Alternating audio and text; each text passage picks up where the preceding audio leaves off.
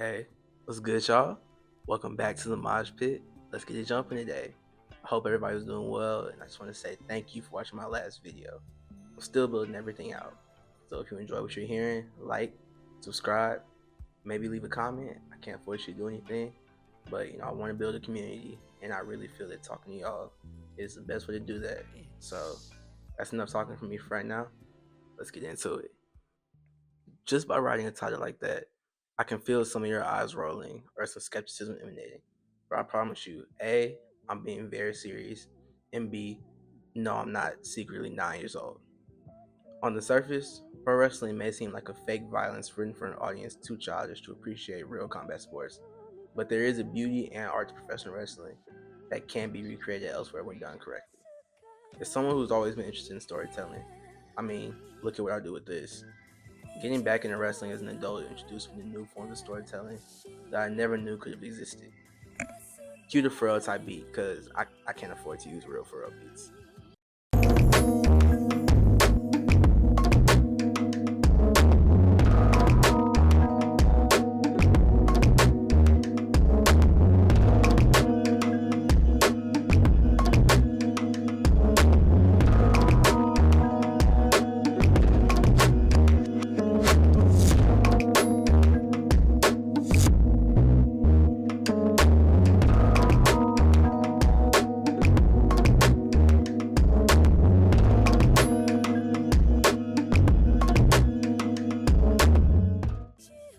Yeah, that was hard, right? That was tough. Yeah, that edit right there, that was all me.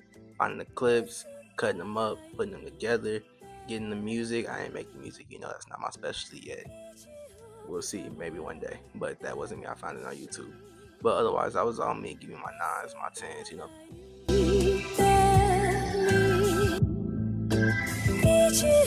The way I normally describe pro wrestling to those who don't watch it is like a violent ballet performance.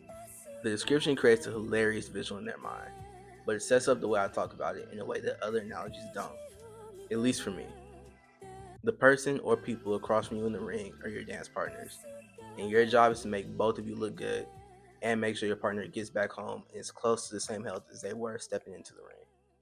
That's part of why wrestlers don't like y'all using that fake word, because things do happen and people can get seriously hurt. It's dangerous, but I'll come back to that later. The matches that the wrestlers engage in help tell the story that they want the crowd to follow, similarly to how the dancers in the ballet performance push forward the story they're telling in the show. The wrestlers are also supposed to make the violence look as real as possible. Say it with me, as real as possible. I can admit it doesn't always look good, but that's why we have the magic of camera angles without actually hurting their partner. This depends on the style of match the wrestlers are working, as some styles allow them to go onto the mat and actually hit their opponents while wrestling. I'm mostly looking at you, Japan. This leads us into another area of discussion in one of the most contentious words in wrestling.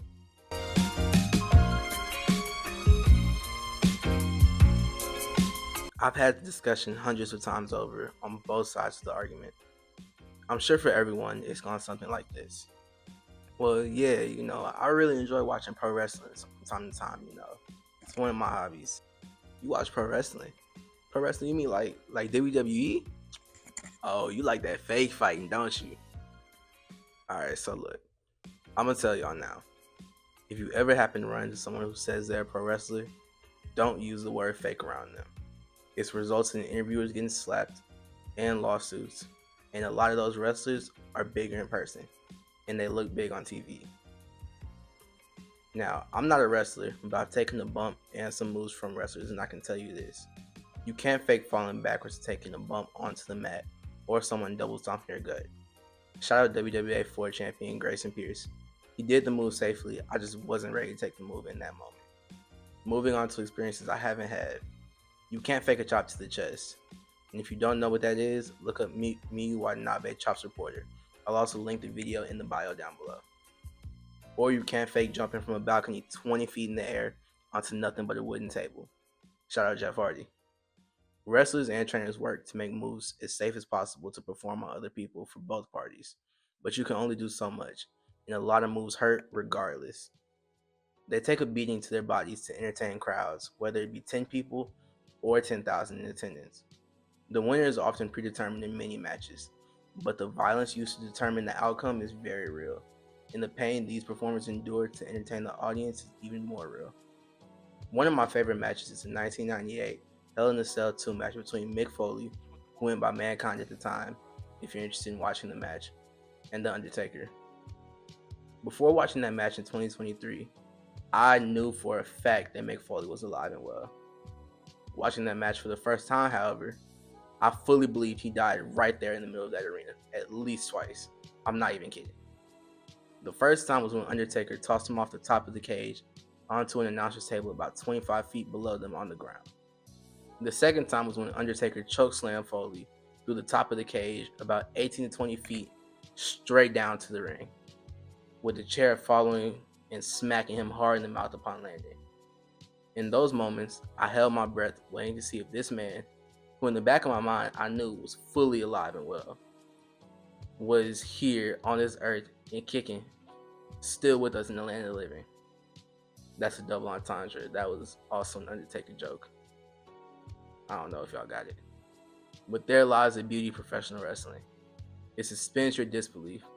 It draws your emotions out of you. It makes you feel something. And that is as real as it gets.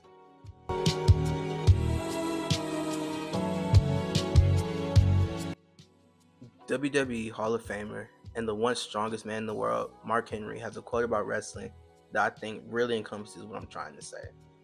He said, "The best guys, it's not governed by how mean you are or how cunning or skilled you are. It's about, can you emotionally get people to believe in your ideals? The psychology of what wrestling is."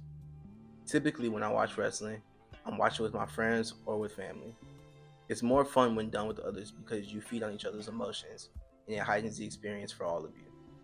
One of my favorite matches, however, is one that I watched by myself the first time I saw it. It's the Dump Matsumoto versus Chigusa Nagayo hair versus hair match. I highly recommend you, dear watcher / listener, however you're taking this in, to watch the match before I describe my experience watching it. The full match is available on YouTube, and I'll hyperlink it in the bio if you decide to do so. I will warn those of you who are squeamish that there is some blood, but it's not overly or extremely bloody. That's enough warning. This match is one of my favorites because of the emotions it made me feel while watching. To talk about it the way I want, though, there are some technical industry terms I have to define for you. In wrestling, typically one side of the match plays the babyface, the good guys, and the other plays the heel, the bad guys. This dynamic plays heavily into the type of story that they tell leading up to the match and what happens once the athletes are actually in the ring. With that being set up, let's go ahead and dive into the match. The psychology starts well before the bell rings. Dump enters the arena dressed as a cop with her crew behind her, sauntering in with a kendo stick, or if you don't know what that is, a large wooden sword. In a saunter that says she knows she's going to beat the daylights out of Chigusa. The crowd boos her as she comes off arrogant, and Dump doesn't care at all. In fact, she embraces it, swinging the kendo stick at fans and announcers alike, and hitting a couple of them. When Chigusa enters, on the other hand, the crowd absolutely explodes. The cheers crescendo, and the crowd breaks into a Chigusa chant as she enters on the shoulder of her best friend and tag partner, Lioness Asuka. A hero's welcome for the woman the crowd has put their hearts behind. As the ring girls clear the confetti out of the ring, however, there's an issue. There are two wrestlers in the ring on Dump's side, Dump and some masked wrestler, and this isn't a tag team match. The masked wrestler starts to yell into the microphone and takes off her jacket and mask to reveal that it's the real Dump Matsumoto. The one that came in first was a fake. As the realization sets in for the crowd and for Chigusa, Dump charges in before the bell is rung and attacks Chigusa, grabbing her by the back of her head while she's outside the ring on the apron and slamming her head into two ring posts, causing Chigusa to fall outside the ring to the floor. This is where the bell rings and the match is now officially underway. As the ref is counting and Chigusa's friends are pushing her back into the ring, Dump grabs her by the hair again and yanks her to her feet, followed by bouncing her chest and neck first onto the opposite ropes. The crowd's incensed. They're screaming, How dare Dump attack her in such a cowardly fashion? The crowd breaks into another Chigusa chant, trying to support their hero as she gets assaulted by a coward who couldn't even give her the honor of coming in as herself or allowing the match to start before attacking. Invigorated by the crowd support, Chigusa manages to grab Dump from the ground and attempt a roll-up pin, a move where a wrestler is on the ground and pushes their opponent's waist, causing them to roll onto their back and pin the shoulder to the mat. But Dump kicks out before the referee is even able to begin to count, and someone in her corner hands her a chain.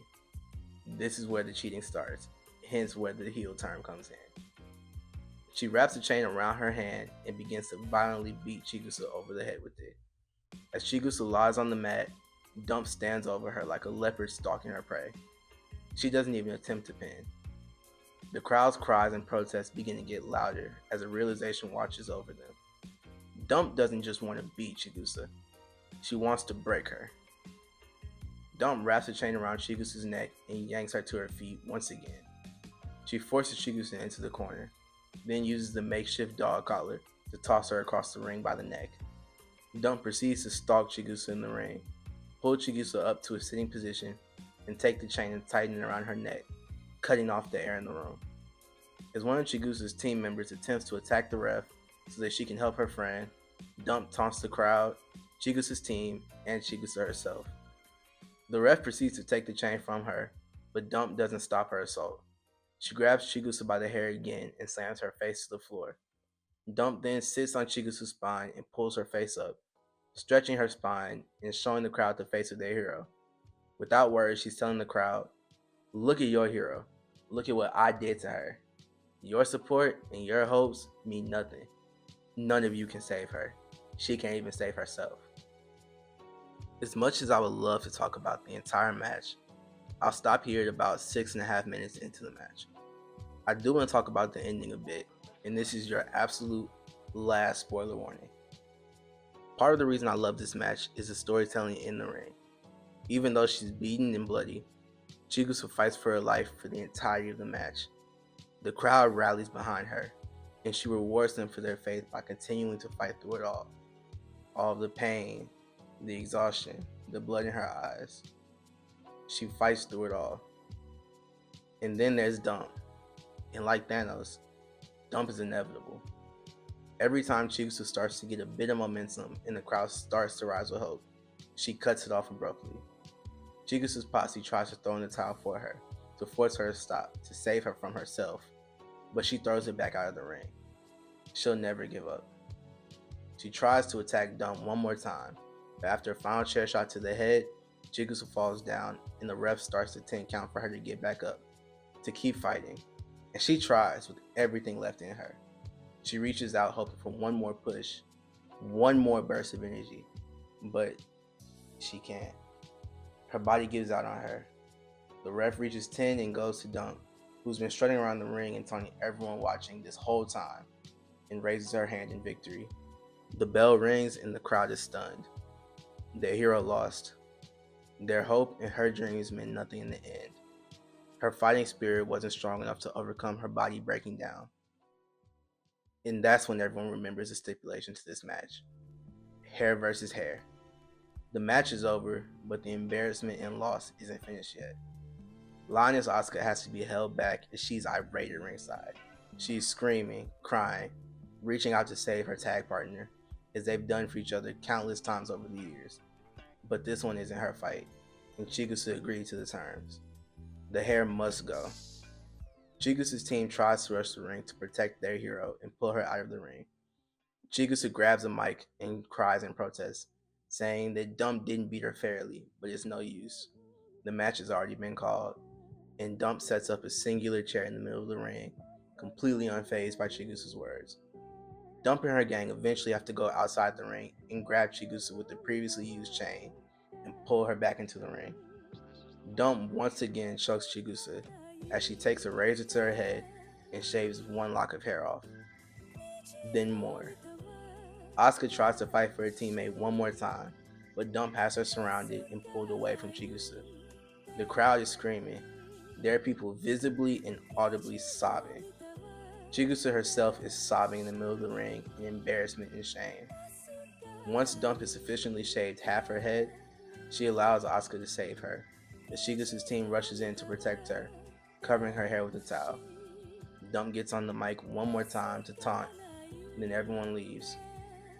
Dump has not only beaten Chigusa, she's broken her and her fans.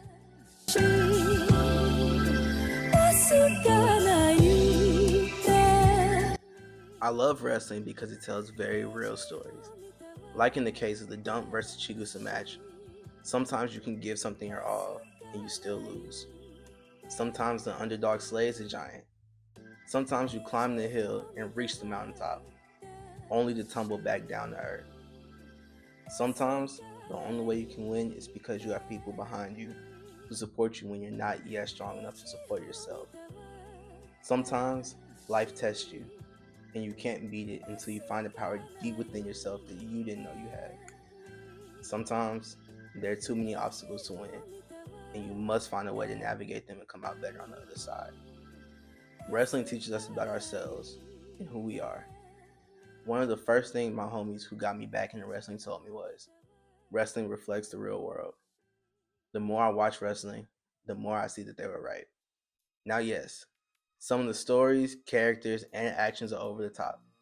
Where else could you see a 2'7" monkey fighting a 7'3" giant and it be taken even semi-seriously? But isn't that the same in reality? There's an old saying that goes, sometimes reality is stranger than fiction. And that's why I love pro wrestling.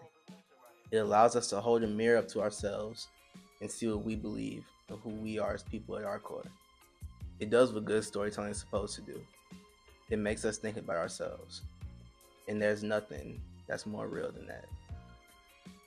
Here's the shooting star press that makes up for it.